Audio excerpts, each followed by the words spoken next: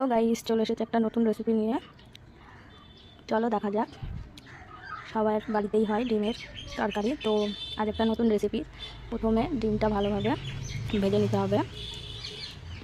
দেখো গাইস, ডিম ভাজা রেডি। তারপর তেল দিতে হবে, তেলটা হলে সর্ষে দিতে হবে, তারপর তেজপাতা দিতে হবে, তারপর পেঁয়াজ দিতে হবে।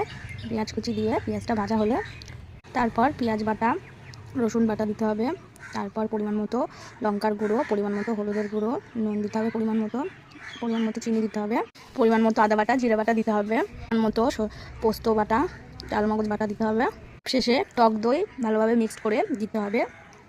মশলাটা একটু হলে পরিমাণ মতো জল দিয়ে দেবেন। জল দেওয়ার পরে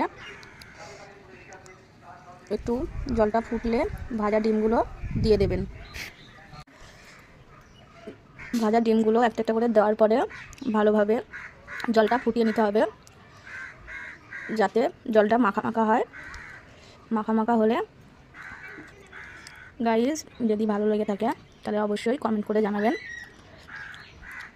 মাখা মাখা হলে লাস্টে গাইস যে কোনো গরম মশলা, শাহি গরম মশলা বা যে কোনো গরম মশলা আপনি দিতে পারেন। গরম মশলা দিয়ে নামিয়ে নেবেন। তারপর গাইস রেসিপি কমপ্লিট।